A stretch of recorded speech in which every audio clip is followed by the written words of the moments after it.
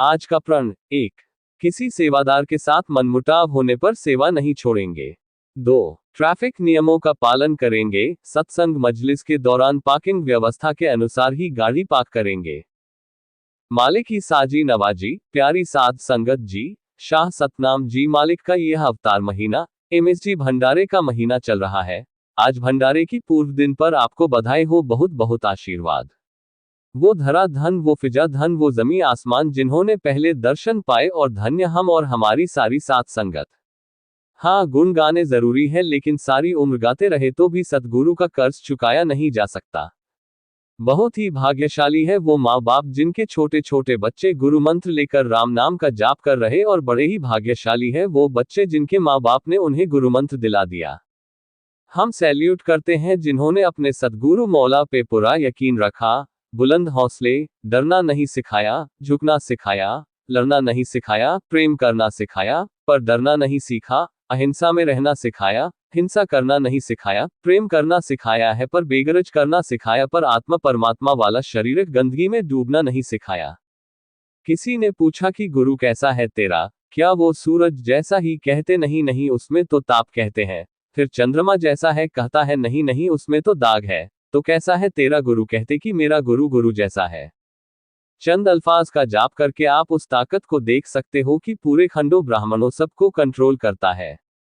शाह सतनाम जी के खूबसूरत वचन की सद्गुर पूर्ण हो, और वह चाहे एक शब्द से बेड़ा पार करता है। हमारे बच्चों के चेहरे पे जब खुशी आती है, आप कहते हैं ना पिताजी आपके चेहरे पर नूर रोज बढ़ता जा रहा है। अरे आपके चेहरे की खुशी बढ़ती जा रही है, यही हमारी खुराक है, और हमारा नूर बढ़ता जा रहा है। मन को हावी ना होने दो, जब भी हावी होने लगे सिमरन भक्ति कर लो, कोई शब्द गुनगुना लो, नारा लगाकर पानी पी लो, गुस्सा भी जाएगा, ये विषय बेकार भी खत्म होंगे, ख्याल भी टूटेंगे, और सिमरन करोगे तो मालिक से जुड़ भी जाओगे। तो इसलिए आपको आशीर्वाद देते हैं।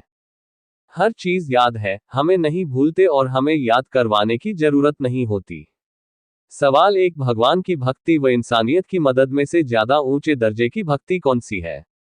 जवाब दोनों ही हैं। भक्ति करके इंसानियत की मदद करो, सोने पर सुहागा है, और दोनों जहान में बल्ले बल्ले है।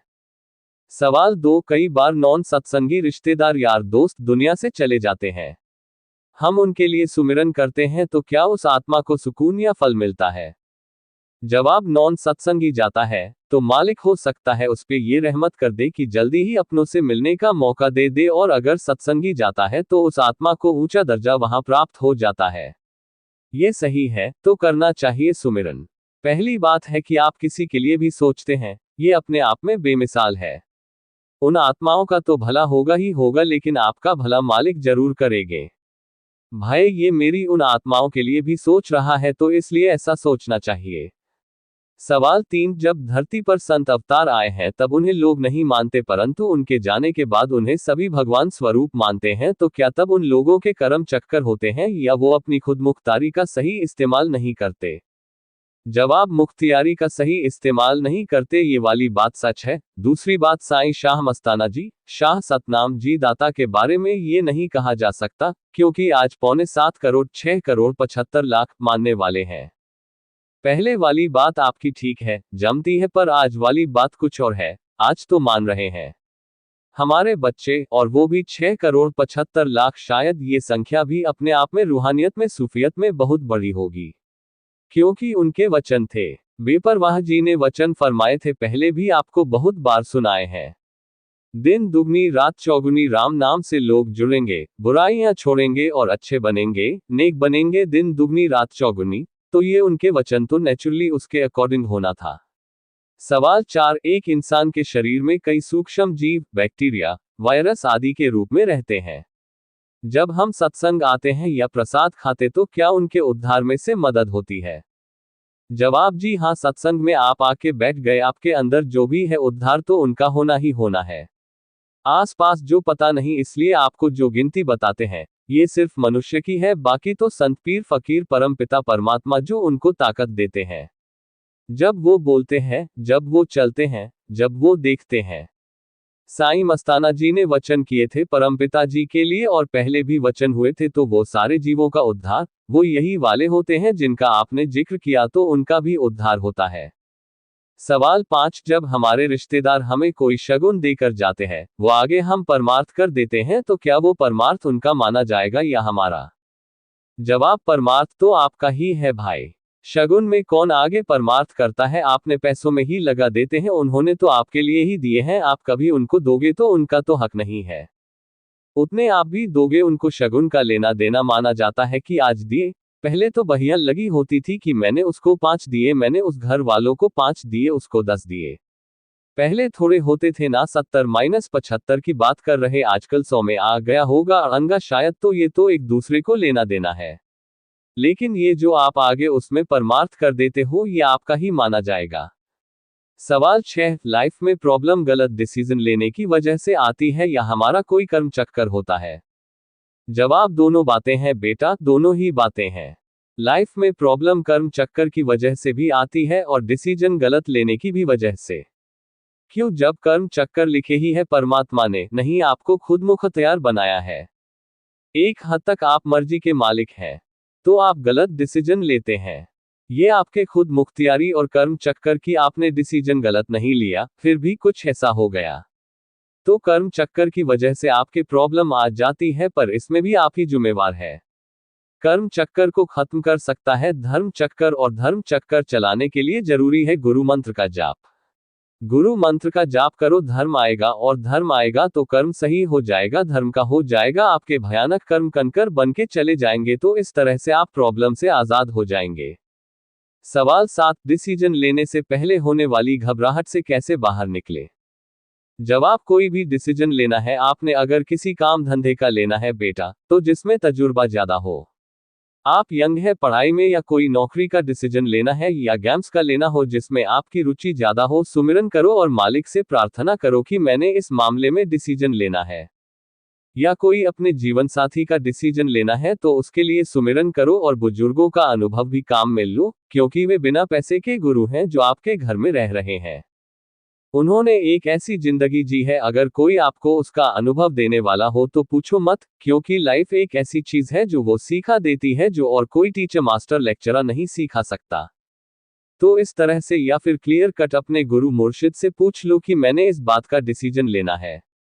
बेपरवाह जी फरमाया करते थे कि अगर खिड़की भी रखनी है ना, अगर मुरीद पूछ के रखे तो मजा आ जाए। सो कहने का मतलब है डायरेक्ट ही पूछ लो, गोलगप्पा सा करके न पूछो, फिर उससे कलियर तो कोई कर ही नहीं सकता। तो इस तरह से आपके टेंशन नहीं आएगी कभी भी, फिर आप कॉन्फिडेंस के साथ आगे बढ़ जाएंगे। सिमरन करके पूछ लो, अगर आप सरेआम नहीं पूछ सकते 10, 15, 20 मिनट सिमरन करो। अपनी प्रार्थना पहले कर लो, सिमरन करो। ऐसा 5-7 दिन करोगे तो फिर जो ख्याल सामने आ रहा है उसे पर अमल कर लो। सवाल 8, घर में एक मेंबर ज्यादा समय सेवा को देता है, दूसरा बुराई का साथ देता है, तो घर पर ज्यादा असर किसका होगा, बुराई या अच्छाई का? जवाब, आपकी वजह से। अगर आप सेवा करते हैं और सुमिरन करते तो यकीन मानो घर में खुशियां तो अवश्य आएंगी।